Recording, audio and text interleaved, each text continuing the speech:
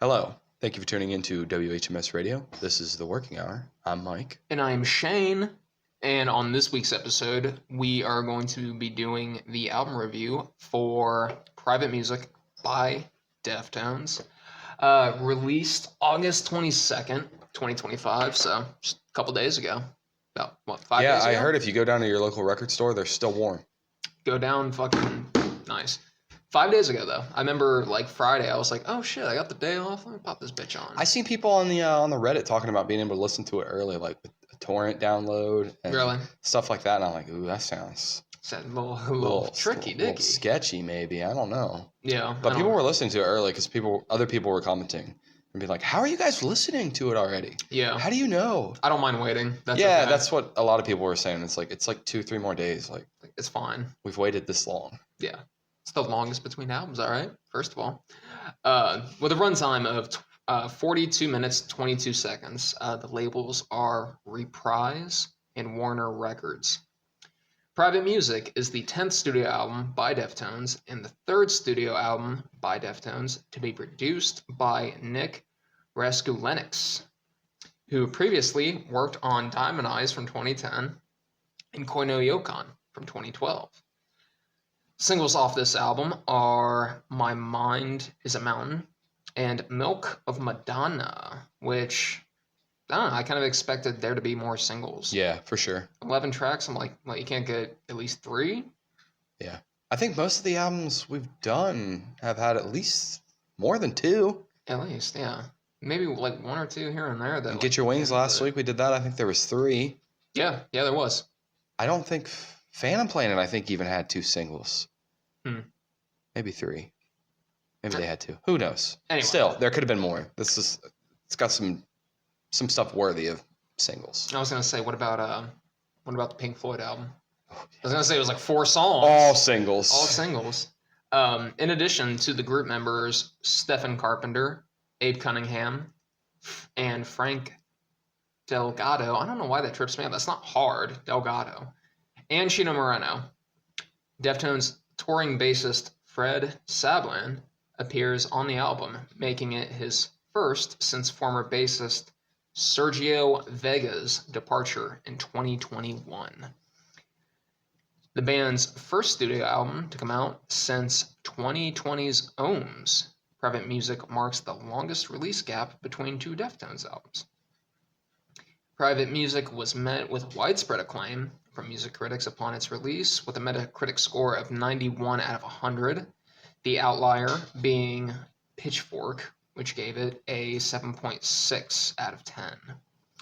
The band originates from Sacramento, California. Their musical style is alternative metal, art rock, shoegaze, and nu metal. And it did say that the nu metal was a little bit more on their earlier side of things. I can see that. They kind of moved away from that as time's kind of gone on. Yeah, I mean, that makes sense. Yeah. You get older. You get older. You're not like. It's look, I'm not. I mean, they still probably perform the old stuff, just same amount of energy, but it's we're not as angry as we used to be. Sure. And that was nu metal was definitely a late 90s, early 2000s thing. They were founded in 1988. Past members are Dominic Garcia, Chi Chang, R.I.P., and John Taylor, and Sergio Vega, who left in 2021, obviously. That is all I got. Do you have anything to add? Well, I had a thing I wanted to add. I was going to interrupt you, but I was like, I'll let him finish. I'll bring it at the end. Do you think, and you guys can comment below, do you think the next album will come out sooner? Or will there be a longer gap? Or do you think this could possibly be the last album? I wouldn't think this would be the last album. No. If I had to shoot to guess, I would say sooner.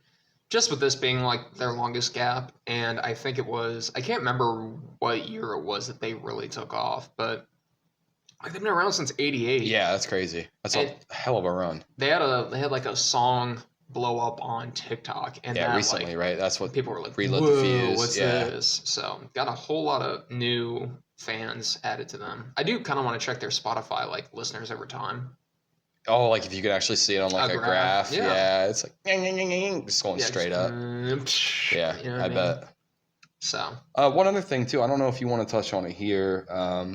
We were talking about how we thought the album cover resembled Hum's album. You'd prefer an astronaut. Yeah, I didn't know if you wanted to elaborate on that at all, or we just leave it at a short little bit. I don't really have a lot to add other than you should do yourself, if you're not familiar with Hum, you'd prefer an astronaut, at least pull the album up, maybe look at Private Music and Hum. You'd prefer an astronaut side by side. Very similar enough with the colors. Sure. I was a little bit disappointed to find out that it's not a cover of Whitesnake songs with the album cover. You were waiting for that one. Private Music. Also, I have a hard time looking at Private Music and not thinking of Private Eyes. Private eyes, they're watching you. But, go ahead. No. This is my last thing, and then we can move on. We talked about it last Saturday. Me and you hung out. We didn't record anything, but we hung out.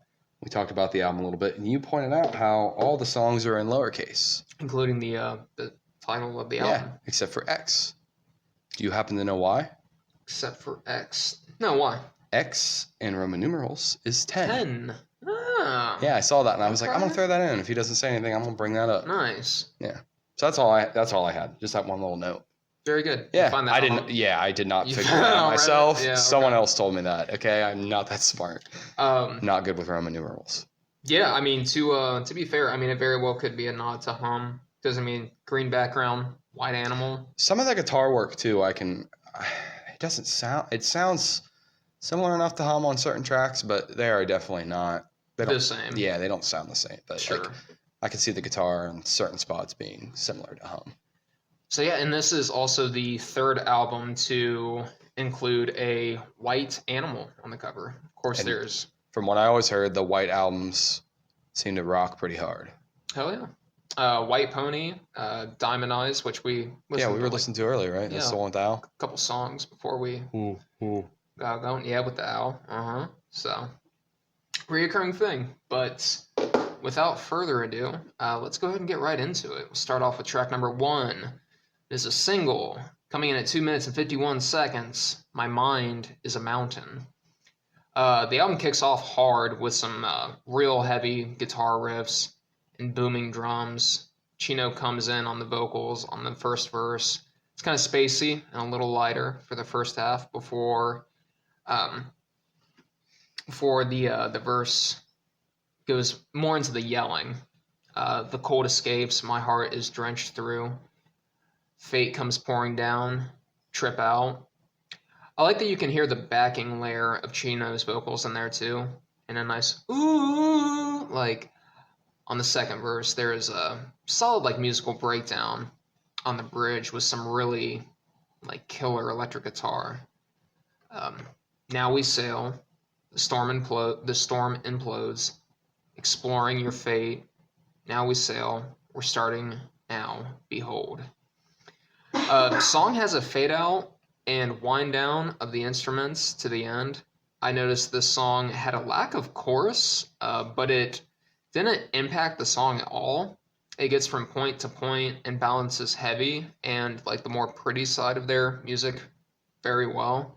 I could tell like right away from the singles before the album even came out that we were back in like the Diamond Eyes and Koino Yokon territory. Like I was like, this sounds fucking familiar. And like another thing with Deftones is they have a really good balance of like heavy and pretty. Yeah, I noticed that even on this album. I use that same word, pretty and maybe even beautiful. I can't remember. Where it's just like, wow, this is like, it's crazy they can go from being so heavy to like dreamy almost. Like, yeah, it's I don't know. I almost see it as like maybe like a 60-40, 70-30 split maybe. I think that's a pretty fair point. But this album was a little heavier, I think. Yeah. So see, I like the heavy. Yeah. But the ballad and the prettiness and the beautifulness, it's good too. I respect it all. Yeah. I feel like the heaviness lends like a good pop to it. You know what I mean? So you're like, oh wow, this is really pretty. Oh yeah. Holy shit. I gave this song an 8 out of 10. Yeah, I thought this was a really solid way to kick off the album and a really good single. Okay. Yeah. Nice. Yeah, I thought this was like... so I'm not a huge Deftones fan. This is honestly the first album I've ever listened to cover to cover. I've listened to a lot of Deftones with you. Mm-hmm. I do like their sound for sure. You've probably heard like albums in their entirety, just not, you know. Yeah, not familiar. You're like, dude, I've played so much Deftones for you over the There's years. been times. Yeah, probably. Like, I feel like I But it's know been a enough about while. their sound. We didn't even get into it before the intro. We've seen them live Yeah, together, and then that's the only time I've seen them. But you've seen them 3 or 4 times? 3 times. 3 times, Mm-hmm. nice. But yeah, My Mind is a Mountain, just high energy right off the get go. And this was a single. I think I knew it was track 1. I think that's how Spotify showed it. Mm-hmm. I can't remember because I thought they had the actual titles out early. Um, but yeah, I thought the intro was just like heavy percussion. It made me feel like I was falling off a cliff, just like hitting every branch on the way down. Just a lot of energy. Mm-hmm. It has what I consider like a normal, what I think of Deftones sound, which I think kind of goes with what you were saying about it. Kind of sounded similar enough. Thank you. Mm-hmm. To like what you had heard before. Like we were just saying, I haven't listened to them a lot on my own, but you've played them a lot for me. So I think I'm accurate enough to say that they have a similar to what I know of their sound. I like Chino's vocals on this one a lot. I didn't pull any lyrics for this one, like you were kind of saying. There's no chorus, so nothing really loops. I thought the lyrics just kind of tell the whole story of the track. I felt like if I mentioned one verse, I'd have to almost write the whole song. It's kind of a short track too, under 3 minutes, which I feel like this album, it's got a couple outliers that are long. Mm-hmm. But for the most part, they're right around 3 minutes on a lot of their stuff, which I kind of like. I feel like now, after we've done enough of these, I'm like, anything under 4 minutes is really not that long. Yeah. It's about the sweet spot, I guess, is a little bit under 4 minutes. There's a lot of songs that are only like a few seconds apart from each other. Yeah, I noticed that too. So. Again, I pulled my lyrics or my song running from just Google, so I'm not sure. I had a couple songs that I thought were the same length, but anyways, yeah, track 1. It's relatable too. I think there's like definitely foreshadowing of like mental struggles and stuff like that. This is not something that really blew my mind, but this definitely was an interesting track and it had me curious for more. So I was excited. It was crazy to me. I mean, I could see this was a single, but there's almost other tracks on this album that I thought would be better More than this likely. track. Yeah. Yeah. I give this a 6.9. Okay. And that will move us on to track number 2, Lot Club, coming in at 2 minutes 52 seconds.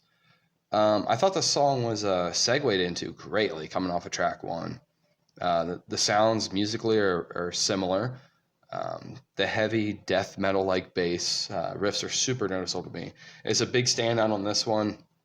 I didn't really mention it on track 1. They were there in track 1, but track 2 really got me. I think track 1 kind of got the wheels going, and track 2 kind of like I was laying down the track. So what I took away the most from it probably was the bass riffs. The lyrical work on this track was still solid, though. Again, I enjoyed Chino's vocals. He goes from like a speaking voice to like a sang melody. We exist inside of... I'm sorry, I'm going to take it from the top. We exist inside of this tribe. We know our place, locked in. That part's basically spoken, and then he goes to a part where he's like singing more, and it's join our parade or be left out, join our parade or feel left out. It does this multiple verses, and I thought this was like a nice showcase. The bass riff that carries the song out is super heavy. I thought it was a great closing to the track, something I would like to see live. Like the way it ended was nice. I didn't think this was a solid standout or anything, but musically I feel like it's very strong. I gave this a flat 7. Okay. I got the song starts off with more heavy guitar and drums and vocals, like right out of the gate. It takes no time to get going. And that's just within the first few seconds, all of that comes in. The delivery comes off as more almost like spoken, like it's being delivered directly to a crowd with the cruise out in style. Like, will it safe, come stepping out proud from the gates, symbolize the truth, we exist. Inside of this tribe, we know our place, we're locked in. Chorus is more spacey and more sung. The join our parade or be left out, join the parade or feel left out. The third verse on the song, there seems like there is some distortion on Chino's vocals. It sounds a little like electronic. The power you feel from the contact, so in love with the calm and the chaos, closer to God, closer to space, locked in. And the song ultimately builds to like a really like ethereal, heavy crescendo. I thought it all came together really well. I gave this a 7.4 out of 10. Nice. On to track number 3, Odysseus, coming in at 3 minutes and 28 seconds. The song starts off, and it sounds a lot like something like Trent Reznor and Atticus Ross would have done as an original soundtrack on a David Fincher film. I can see it. Like, it's very electronic to Yeah. start off, and I'm like, what is this? Yeah, I have that noted too. I wouldn't mind seeing Deftones do a little bit more of that, because You're like, I like both. I like them. Make a soundtrack to a movie. Yeah, just For me. just see, just give It's it like a I try. got a birthday this year. Give it a whirl. Give it a whirl. Think about it. After the intro, though, around 12 seconds in, some drums and really like funky bass kick in, and they steer the song in a more metal direction, as well as some guitar riffs giving a nice building feeling. The vocals on the chorus do a back and forth between heavy yelling and a more melodic delivery. A symbol of our plague is heavy. That's okay. Let me say that again. A symbol of our plague, heavy. Shakes our bones awake, melodic. Descending through a blaze, heavy. Inside these winds, melodic. The bridge goes melodic vocally while the instruments stay heavy. There is a really solid bit of instrumentation coming off the bridge, and the song ends with like a 1, 2, 3, 4, 5, 6 punch of the guitar and drums, and a little bit of a fade out into the next song. I really like this song. This one, like, I was like, oh, okay, whenever I first heard it, but this went up high for me. I gave this a 8.6 out of 10. Nice, nice. How did you pronounce it? Odysseus. So, do you know what that is? Noi. It sounds like a Egyptian god or some shit. So, what it is, it's the process of shedding the old skin and reptiles, which I thought was fancy enough because of the album cover, or casting off the outer cuticle in insects and other arthropods. Okay. So, neat little thing. Yeah, I like that. Yeah. And like, little side bit for the visualizer that goes on Spotify for the song. There's like a part where it shows a bunch of screens, and one has a skull, one has a horse, one has a snake, and I think one has a bunch of numbers. I think all but like the bunch of numbers is like references to different album covers. It's like, the snake, the horse, White pony.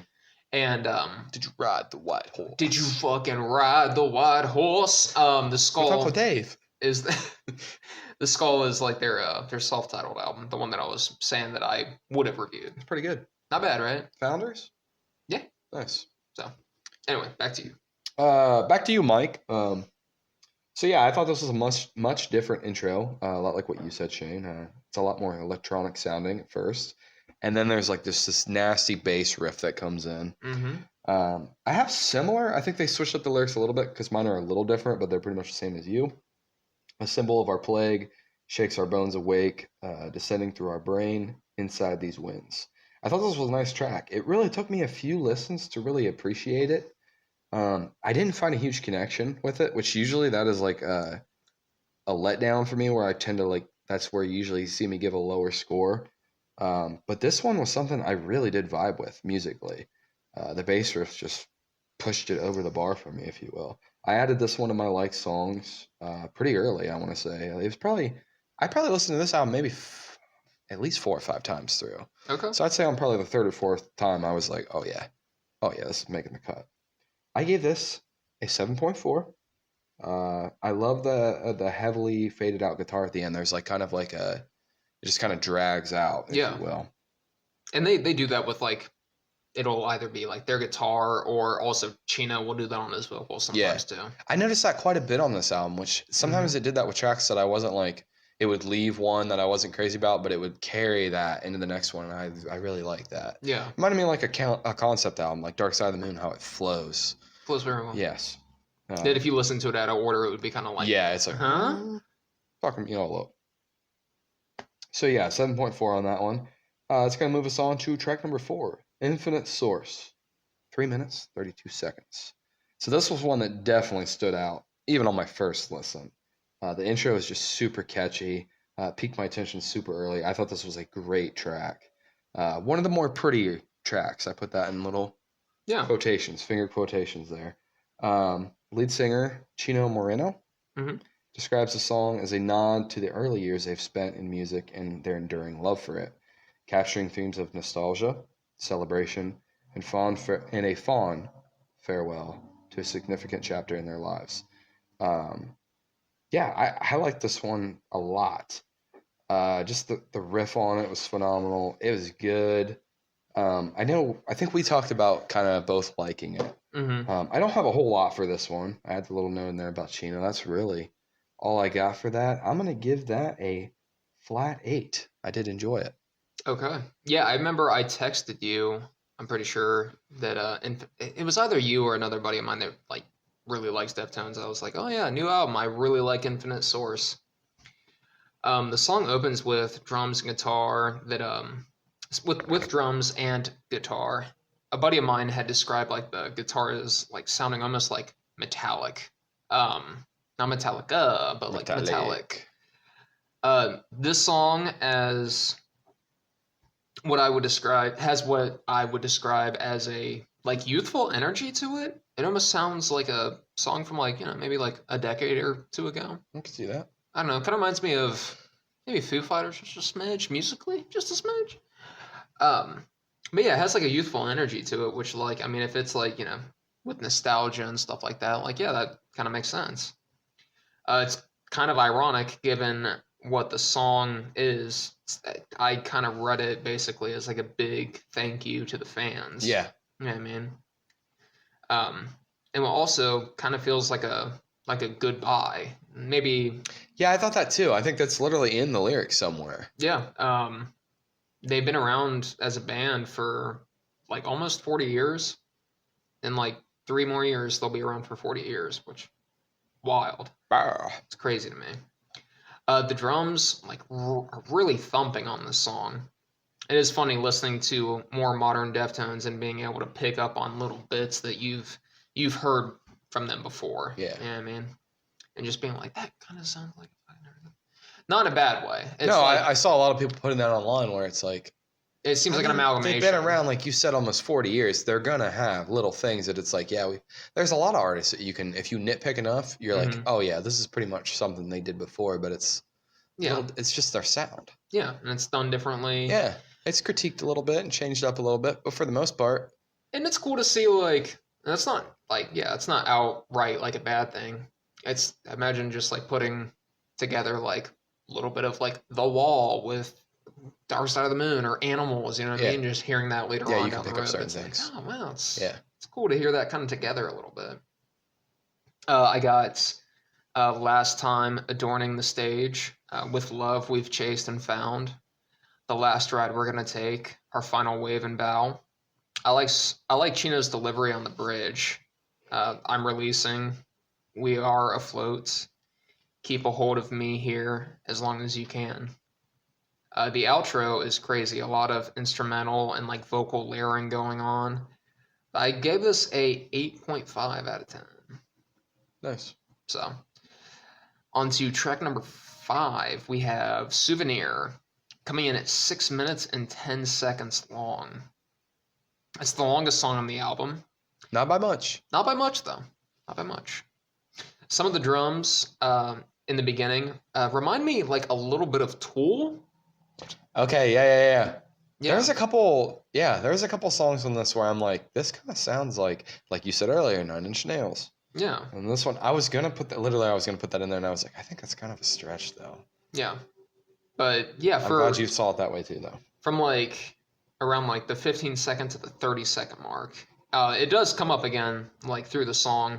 Usually on the verses is when like the Tool like drumming kind of comes in. Before the vocals come in, that's when like the guitar, or not the guitar, the drums I was talking about. The song pops off for the first 15 or so seconds before pulling back to give Chino the spotlight. As you drift off in bed, resigned, residing in translucent walls you've made, crumble down again, Chino wailing of again, leading directly into the chorus. Coming off the chorus, I like how the guitar lingers from like 112 to 125. There's some pretty like epic vocal delivery on both the pre-choruses. We gaze at the night, we own it. It's divine. We ride, we ride. Like it's very good. 252, the vocals become a little bit more distant. The music goes reserved before what sounds like a little bit of feedback at 317, kind of reminding me a little bit of RX Queen. For you Deftones people out there, you might know what I mean. 430, the 430, the song takes a whole new sound, full instrumental, no lyrics through to the end. Spacey, atmospheric end leads right into the next song. I gave this a 7.3 out of 10. Okay. So yeah, I thought this was a very different sound on the intro. I thought it was a little out of character actually for like this far into the record. I know we're only track 5, but we're almost halfway. So I thought the sound on the intro was just a little different from what I've grown accustomed to this far in the album.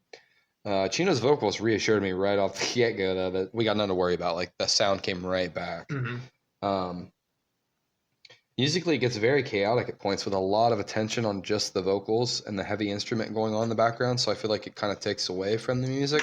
But if you listen to just the music instead of the vocals, there's just a lot going on. It sounds great. It's just like, wow, that's just... It's complex. Yeah, exactly. That's a good way to put it. Thank you.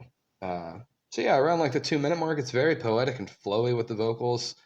But then it kind of fades into letting the like the boom, boom, boom of the bass line be the main focus. It's the longest song on the album, and it has a lot of ups and downs.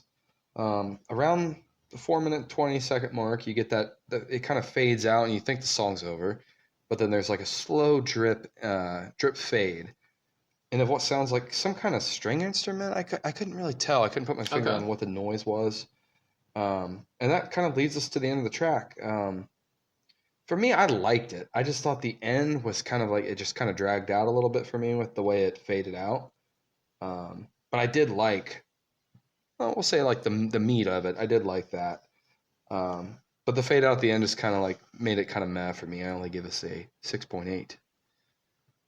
Speaking of sixes, we're moving on to track 6, CXZ, coming in at 3 minutes 12 seconds. I know I was critical on the fade out of Souvenir, but I really did like how it transitioned into this track. I kind of put a little side in here, like I'd almost go back and bump it up at least a 6.9, maybe a 7, just based on, because I like that characteristic of it. Well, the thing is okay, so the last song was from like 4:30 to 6:10, so that's a little long. The fade in from the last song only lasts like a few seconds, and then it goes. Yeah, it takes care of business. But yeah, I did like that, how it segued into track number 6. One is up, one is down, one is lost, one is there. I like the vocal delivery on this one. A track that I thought had a well-balanced mix of instrumental and vocal sound levels. They didn't really outsound the other, is what I mean by that. Nothing got buried. Yeah, exactly. It was all like evenly distributed. The percussion work is for sure a standout on this one, where usually like the bass that I love, that I keep talking about, was kind of more hidden, I guess. I gave this 7.1. I thought it was a catchy track. Yeah, that's all I got. Okay, so I got fade in from the last song. Ends like maybe like 5 seconds into the song. Then there's some like warped vocals from Chino that come in for a second before the song really kicks off. The guitar kind of reminds me of When Girls Telephone Boys. It's from their self-titled. It's the one I almost recommended. Almost. Let's do the new one. Well, I don't know. We might, if I do. Hey, we'll pop a Ewing, come right back. That might be the fucking one. If I like recommend another album of theirs, which eventually I will. Yeah, I mean, eventually we do this long enough. We're gonna do all of them. Fucking the vocals come in yelled and aggressive on the verses. It's starting to give past, present tense. Our memories split. One is up, one is down, one is lost, one is there. It's a little bit more melodic on the chorus. Constants and zeros form a time void through us. Before the third verse, the vocal distortion from the start of the song starts to come back. I got at 2 minutes and 27 seconds. Time repeats, fading as it goes. Some clapping also starts up and lasts for about 10 or so seconds, roughly. Once the song gets going, it really doesn't let up. It's fast. It's high energy. It's a pretty solid track. I think in time it will only continue to grow on me. It's not really blowing me away as is, but it's one of those things where it's like if I listen to it more and more, it'll only grow on me, and I'll like it more. It's happened. It's definitely happened. Um, I give this a 6.7 out of 10. Okay. On to track number 7. Here we go. Lucky number 7. I Think About You All the Time, coming in at 4 minutes and 9 seconds. Song starts off with some like pretty quiet guitar, very like soft vocals.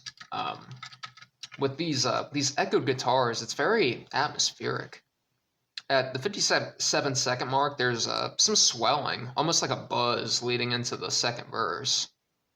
As we sink inside your warship, lay next to me.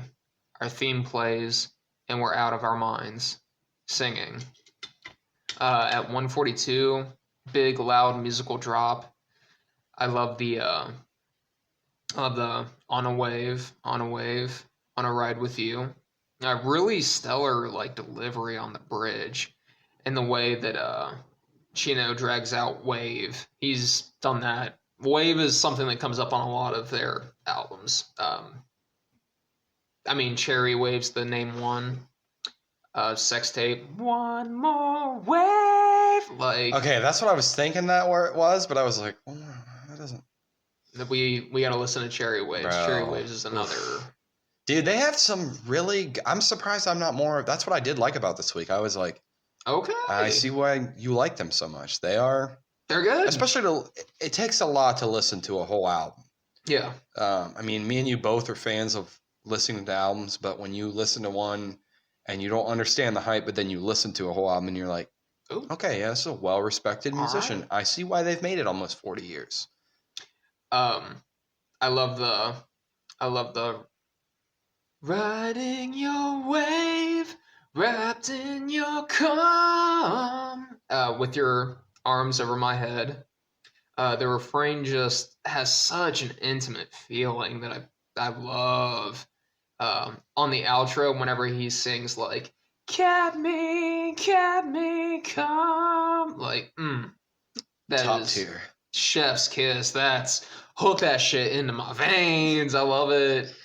The song reminds me of a mixture of Sex Tape from Diamond Eyes and Riviere from their from Saturday Night Wrist. I've seen some people say that it kind of reminds them of Entombed, which I can see in Soft Boy No Yokon. Just in the fact that it's like a very like almost ballad like song. Between like the intimacy, the quiet moments, full on explosive instrumentation, I would give this like an 8.8 out of 10.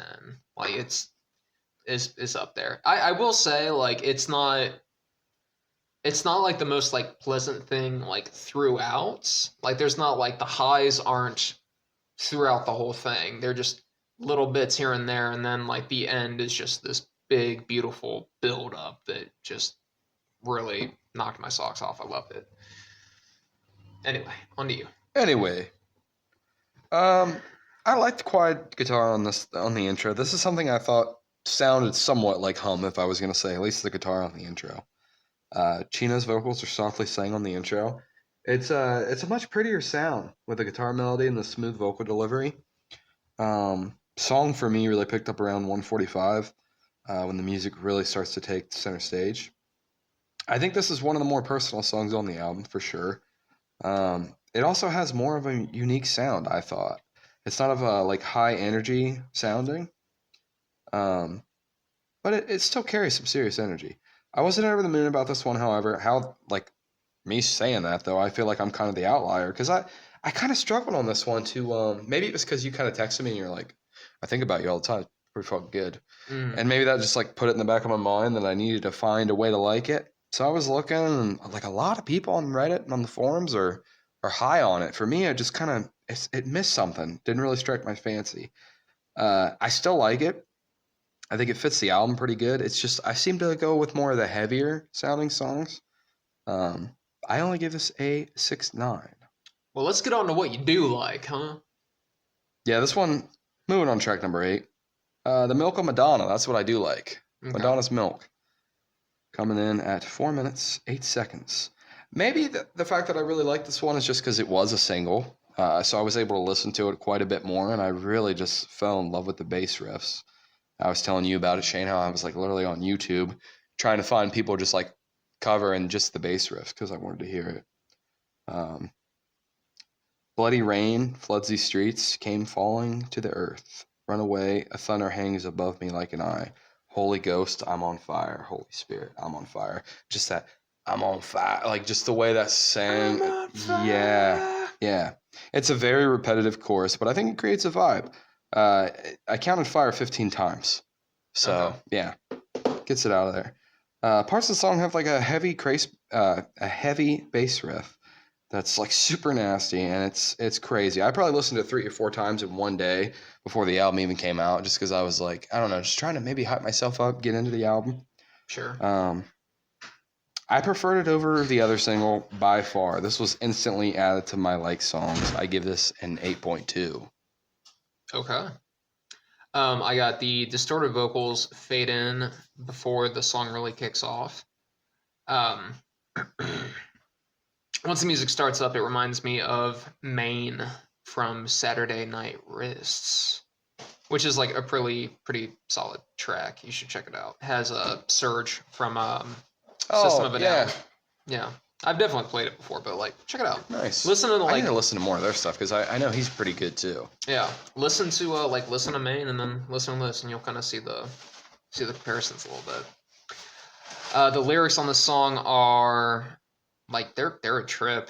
Feel the waves crash against the concrete from below. A new wine intoxicates you slowly out of time. Holy Ghost, I'm on fire. Holy Spirit, I'm on fire. While slightly repetitive, the imagery, like in the lyrics, is really palpable. From like 238, the song slows down and the distorted vocals kind of come back with the warbled guitar. There's like a nice like little hit of the cymbals before the distorted vocals hit again, and then Holy Ghost, and then boom, right back into the heavy instrumentation. From 345, I like the rapid beat of the cymbals and the drums, fire and guitar fade out that also kind of hangs for a little bit. I gave this a 7.7 out of 10. To track number 9, Cut Hands, at 3 minutes and 2 seconds. Right out of the gate, there is some distorted vocals. I can tell you it's an answer. It's what you're after from me. The vocal delivery reminds me a little bit of Command Control. Some big booming instrumentation coming off the chorus. Love the spacey backing vocals on the bridge, mixed with Chino's aggressive delivery of hack me up, cut me up. Upon the first few listens, the ending sounded so familiar. I thought it was Beware that it reminded me of, but after some digging, it is 100% Diamond Eyes. I'll fucking play it for you after we wrap this up. Okay, Like, I'm kind of curious because I really like this one. I'll show you the end of that, and you'll be like, "Oh, Same. That's what that is." So, on to you. Yeah, track number 9. Sorry, 7 out of 10. Oh yeah, all right. Oh really? Okay, I was a little higher on this one. So this was a super heavy intro, which is kind of like the sound and the energy that I seem to really like the most of this album. The bass riff again on this track is just phenomenal. I like the vocal delivery again. It's kind of all over the place, kind of up and down. I think this is kind of like a sweet treat towards the end of the album. Mm-hmm. Song switches it up multiple times. There's some crazy effects on the guitar where it kind of sounds like it's whirling. The ending again is super heavy. Just how it's like brum brum, brum, something I Sure. imagine would be crazy to see live. Just the overall energy it brings. This is actually one of the ones that I listened to probably like I might have listened to it on my way to work, and then I listened to it on the way over here because, like I told you, I forgot my earbuds at work today, so didn't get to listen to it at all at work. But this is easily in my top three. I gave this an 8.5. Shit. Okay. Yeah, it hit for me. All right. You like the heavy? I do. Yeah. Okay. Believe it or not, which usually I'm not. No. That's not really my cup of tea. Maybe it's just the fact that they do well. Well, I think it's yeah. I mean, I do like. There's some heavy music I like, but I feel like I have to be in the vibe to vibe with it. We're moving on to track number 10, Metal Dream, coming in at 3 minutes 2 seconds. Dreams. Metal Dreams. All right, I'll have there you go. You got Metal Dream. No, it's just one dream. But it. Just the one. thank you. So I wasn't, and I'm still not real sold on the intro vocals. But once we get to In Your Dreams, it's like, in your dreams, Yeah. all we see. It's just super catchy, and it just flows really good. Like I said, the intro, I can't remember what I've seen people online comparing it to. Almost like a, not Papa Roach, but Limp Bizkit, maybe? I don't know. Okay. Just something a little different. Maybe I'll listen to it and like kind of, Yeah, I don't know. That's just what I was reading. I gave this a 7.6. I think I can honestly bump that up because this was another one that I listened to on my way over. I could probably give this an 8.1, honestly. I do like it, and I like the fact that it tails right off of Cut Hands. Okay. Honestly, really, like 8 to pretty much the end of the album is, I don't want to say top tier for me, but pretty much that's the high part of the album for me.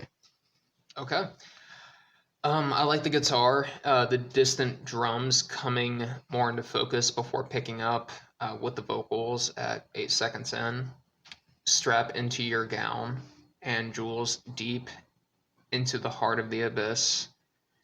The heavy drumming at 27 seconds leading into the chorus. Really solid, catchy chorus. In your dreams, all we see are gold-drenched days laid ahead. In your dreams. Off we sleep, and soon we'll sink in perfect pose together. The chorus and instrumentation comes off with a sense of urgency that I really like. On the verses, the guitars are like really sharp and like kind of unpredictable. They're a little like all over the place.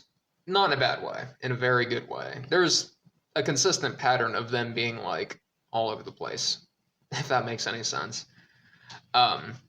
It's organized chaos. Organized chaos, there you go. Coming off the bridge, the vocals echo, the drums thumping, the guitar starts to swell a little bit. The drumming has these moments on the final chorus that are so like rapid and fast that it like really just demands your attention. It's like, look here, boy, I'm fucking showing you something. Looky here. You know? The song fades out into the final track. It's funny that, like, you said you could see it as an 8.1 because I did give it an 8.1 out of 10. You're like, yeah, actually, Mike, you're spot on with that one. So, yeah. Even a blind squirrel finds a nut every now and then, son. On to the final song, Departing the Body, coming in at 5 minutes and 59 seconds. Fade in from the last song is like a mix of sounds. There is what I would describe as almost like a metallic moan. There's some whooshing and brief guitar notes that have like this warble to them. Almost sounds like a phone ringing. Like there's a vibration to like the guitar. Boom, boom, boom. Yeah. This goes on for about 40 seconds before the song really gets going. Quiet guitar comes in, and then the vocals come in, very softly spoken word. There's a room. We hang in space. It's clear, cold. At first, I wasn't even sure if this was Chino. I'm like, did they? Yeah, I thought at times I was like, this kind of sounds a little. I had them. I didn't go and look, but I thought about going and looking and just seeing on like the Wikipedia if there was like, and vocals. Yeah. Were such and such on this track only. Right. Speaking of departing the body. Which it's funny because I mean it's only 1, 2, 3, 4, 5, 6, 7, 8, 9, 10 words. Yeah. But like I was you like, can tell a difference. Yeah. I'm like, this doesn't sound like him. This sounds like you remember that song from Dumb and Dumber where it's like, with the red right hand? Yeah. Like, it kind of sounded like, I think his name's like Nick Caves or something like that. Nick Cage. Nick Cage. Yeah, Nick Caves. It kind of sounded like him a little bit. It's not some vocal delivery that I'm like particularly used to whenever it comes to Chino. So that kind of caught me off guard. Not in a Yeah, bad way. it I was even just caught me like, off guard, and I don't know anything. shit, is that him? Yeah, after this, the song gets loud, gets heavy. Vocals carry like they're delivered to an arena. The instrumentation on the refrain hits while Chino belts it out, racing like, through the light. There's also some electronic effects that come in off the bridge. It's a nice touch. The soft-spoken vocals come back. In a room we end in, it's clean. Yeah, that part does sound really different. Yeah. Now that you say it this time, I'm like, I'm pretty sure I know what he's talking about. And then you say, someone was like, who is that? Yeah. But yeah, they come in one more time, like towards the end of the song before the instrumental break and final chorus. At 5:17 through 5:59, the like moan, whoosh, and warbled guitar come back and to close out the song. I gave it a 7.7 out of 10. Okay. Yeah. I'm a little lower than you on this one. Similar enough, like I thought this was kind of like an eerie sound on the intro that kind of carried over from the previous track. I liked the strumming on the main guitar. Nothing too crazy, but it was compelling, like kept my interest. I thought there was some explosive vocals pretty early on.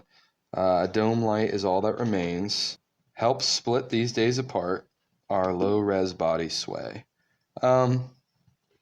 This is like a dream-like, almost like floating vibes. I thought on this one, which honestly, a few other tracks gave me similar vibes, but this was kind of one of the other ones that we kind of talked about it earlier, about it being more of like a pretty song, which is kind of how I thought this one, even though with the eerie intro sounding. I gave this like I listened to it again over here because this is one that I kind of struggled writing anything for about.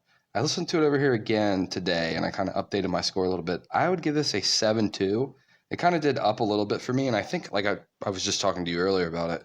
I think the tail end of the album was like the peak for me, which is nice. I like the finish strong. Sure. I wasn't crazy about this being like the closer, but I don't really know what you would put as the closer.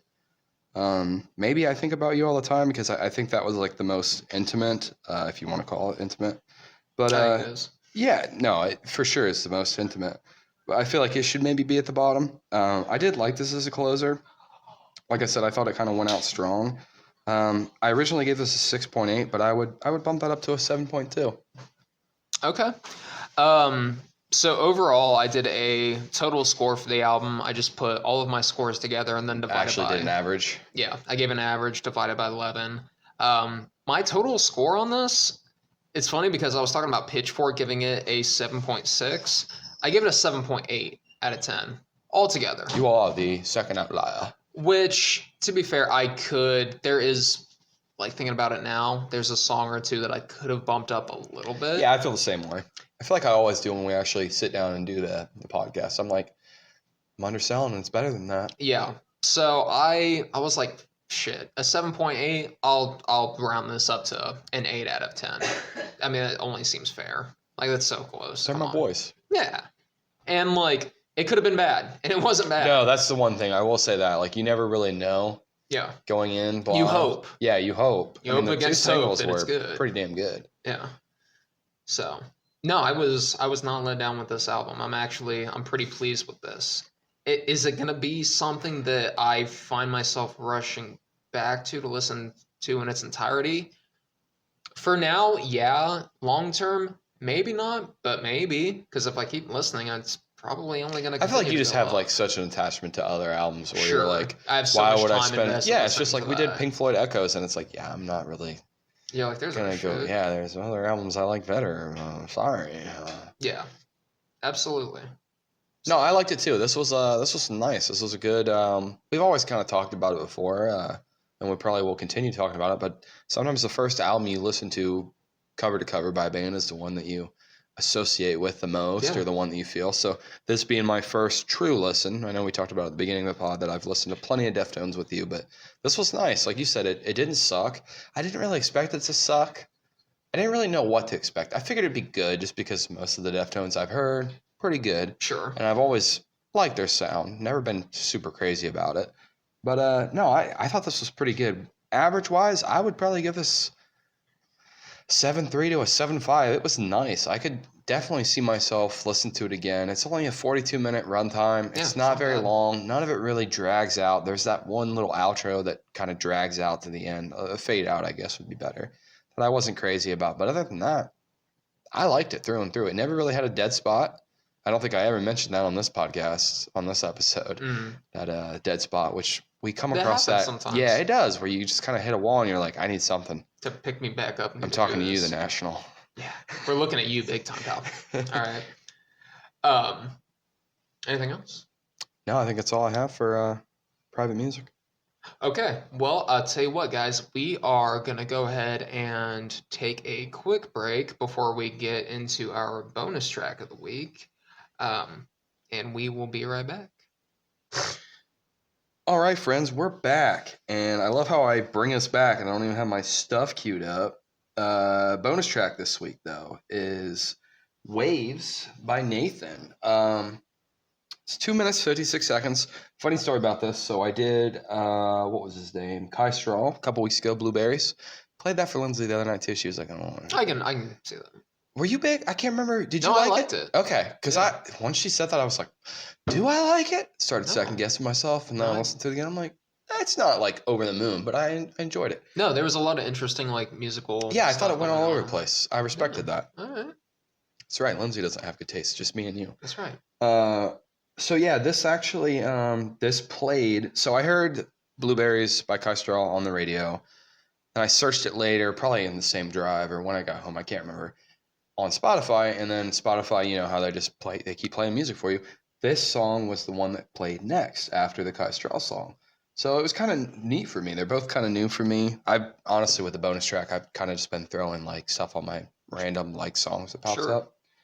Which I'm assuming you've never heard of Nathan before. This is probably all new to you. Yeah. New to me too.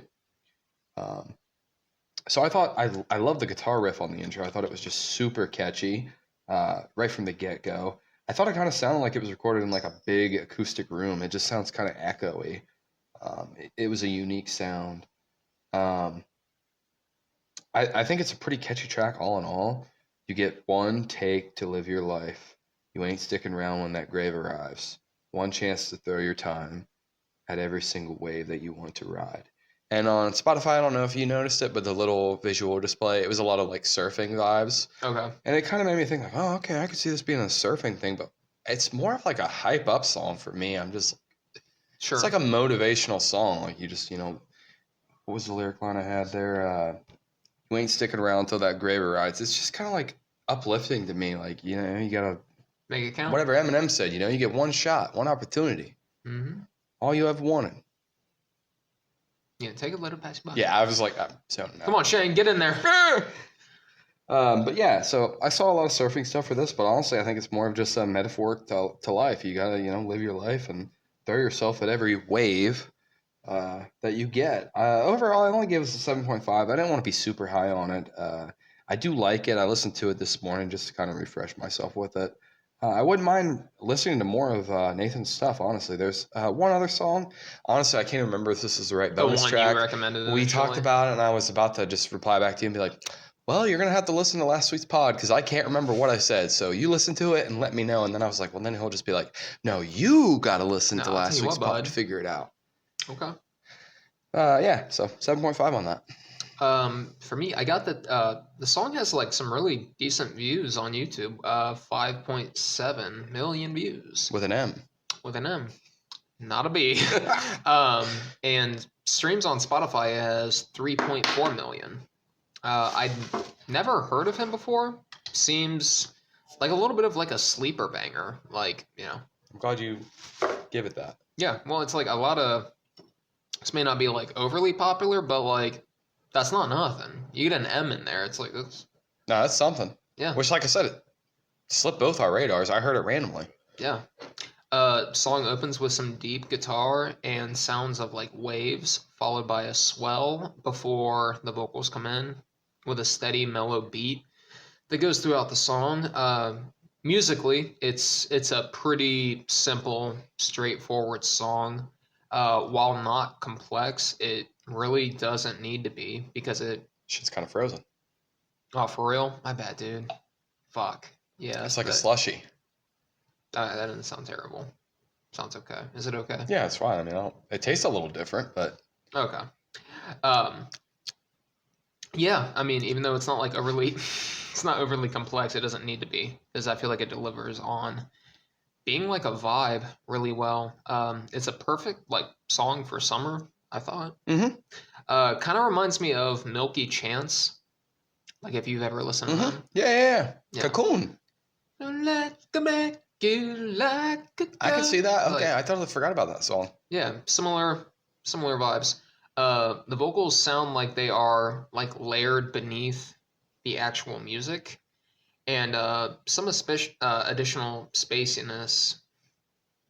Sorry, layered beneath the actual music adds some additional spaciness to the track. Fucking typos, I'll tell you what. Totally fuck up the whole thing. It's like, who wrote this? Me. At least it's better than my chicken scratch. For lyrics, I got done raining on my plans. Yeah. Gonna take on my stand. Yeah. Ain't no goddamn no way I'm gonna break my hands. No. I gave this a 6.7 out of 10. I would probably go higher, but I think like coming off the heels of Deftones, I was like, it would be an insult if I did. But initially I was like 7.8. Not that steep. I think it was like I think I gave it like a 7.2. I was like maybe a 6. Yeah, what did I give it? A 7.5. So I wasn't not too far off. Sure. So yeah, I mean not bad. I can see why this has like decent streams, even though it hasn't like necessarily taken off or Yeah, I haven't up, seen it on like Facebook or any social media like Reels or Twitters or Twatters. Not bad. I like it. For next week's episode, what are you thinking for your album? Okay, so I had an album picked out, but we decided to pull back from that right away. There's some allegations going on with that band, so we're gonna skirt that one. We're gonna definitely skirt. Thank God I did, because I'd hate to be that guy. We are going to do an album called 9 Types of Light. It was released in 2011 by TV on the Radio. Okay. So we'll see. We listened to the track "Will Do," which was on there. I don't know. I liked it. Yeah, it wasn't bad. No, I was. That's the only one I'm familiar with on that album. Actually, there's 2 tracks I'm familiar with on that album. But okay. Yeah, we'll see. It's pretty much new to me, new to you. All right. Should be interesting. It's only 10 tracks, I believe. So word. Not a long boy. For next week's bonus track, let's go ahead and let's do Dilly by Band of Horses. It's pretty different compared to TV on the Radio, but I like Band of Horses. Yeah, they got more than one good song. Multiple. You know who you are, girl. I'll tell you about it after we wrap up. Oh, was it one of them? It was one of the girls at your place. Don't look at my butt. It was one of them was. Whores. Anyway, yeah, Dilly off of, I believe that is Infinite Arms by Band of Horses. One of these days I'm gonna recommend one of their albums. So just a matter of time. So, and I do. Yeah, Band of Horses. I've never listened to any of their albums all the way through, so I'd enjoy that. Yeah. Just like the Deftones this week. Never listened to one of their albums all the way through. Kind of glad that I got that one checked off the bucket list, and it was good. It was a good experience. So, anyways, I think that about wraps up this week's episode. Appreciate you guys tuning in. Tune in next week, and until next time. Don't work too hard now.